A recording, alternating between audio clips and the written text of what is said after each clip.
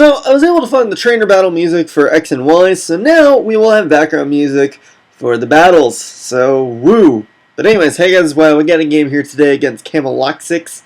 Just standard black and white X and Y, standard X and Y game here. So yeah, let's just get into it using the same old team. I still need to IV breed these guys well, but I'm really lazy right now, so I'll get to it eventually.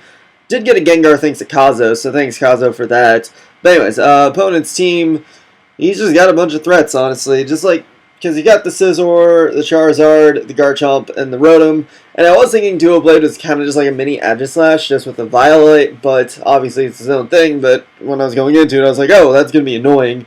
But it really isn't. But anyways, I mean, the main things, like I said, I'm going to have to watch him for is just his offensive guys. His defensive dudes shouldn't be too much trouble. Like, they really shouldn't be doing anything. But it's just, he can hit hard really fast. So I just need to make sure I have in my right things at the right time. I shouldn't have too much trouble. But, yeah, let's get into it. So I'm going to decide to lead off with Greninja just because looking at his team, it should be able to handle most of what I need it to handle, which is, you know, or whatever he wants to lead with, I should be able to handle. But he leads off with Garchomp. I'm going to suspect it might not be Scarf because I did see the Rotom, and the configuration of his team could imply that this is possibly Choice and Garchomp is something else. So I decided to just go straight for Hydro Pump. Predicting switch out. I did half, which is a good and a bad sign. Good sign is that's a lot of fucking damage. Bad sign is that it is most likely Choice Scarf, so I do have to switch out. I would have liked to try and go for another Hydro Pump, just try to risk it, but Greninja, it's just, it'll be more useful later if I didn't risk it. So I just go into Goodra, who does take a Thunderbolt very well, which might also allude to him being Choice Scarf still, but I guess we'll see later, or he might not, whatever. But he goes into Carbink right here, and I forgot that was part Fairy for a second, and I was like, oh, well, shit.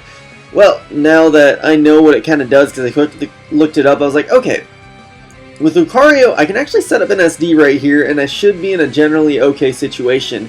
He decides to actually go to his Charizard, which is kind of weird. I guess he thought it would just straight on attack first, or I don't really know. I guess he had nothing else that really wanted to take a potential hit. So, whatever the case, I do get the SD up, which is very nice. And with adaptability, I should be able to take down the Charizard with close combat since, you know, I go up to 240 base, and then resisted will go down to 120, and then I got highest fuck attack anyways, so basically Charizard goes down.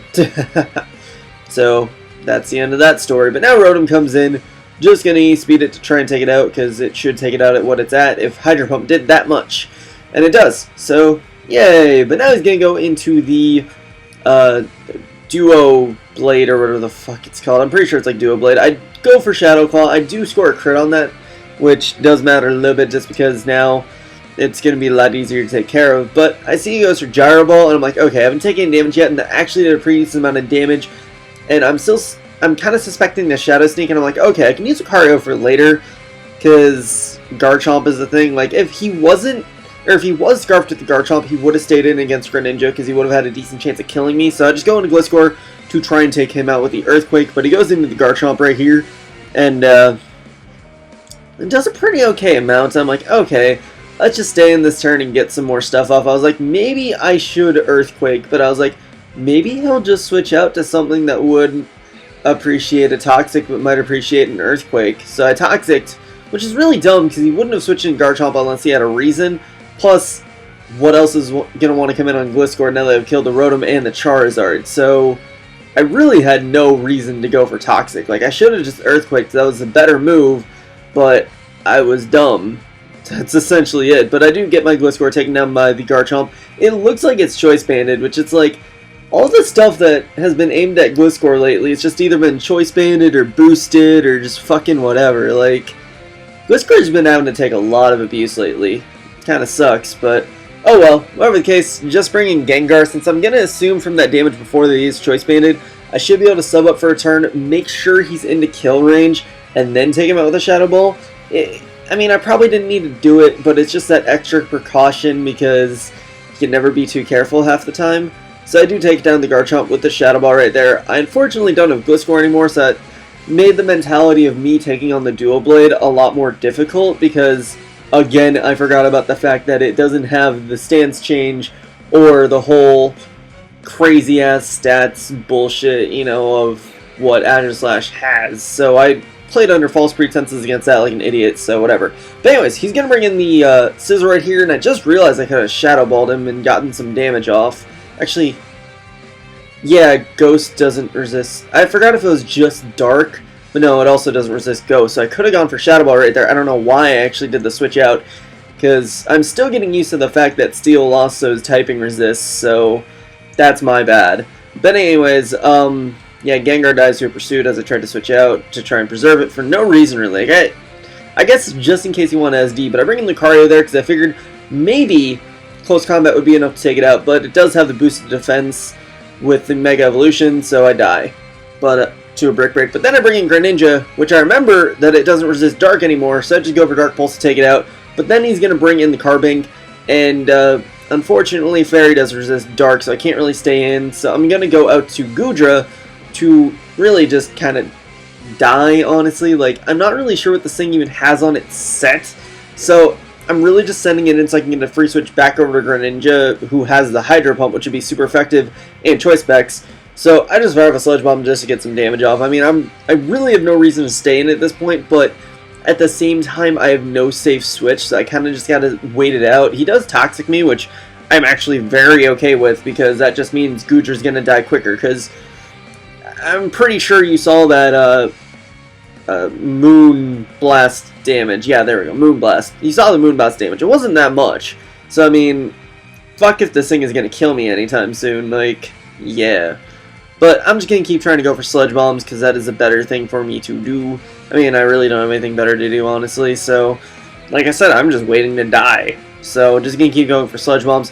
I actually score a Poison on this turn, which is just going to make it a bit easier to, you know, take down eventually. Just in case, for some reason, Hydro Pump doesn't do that much damage.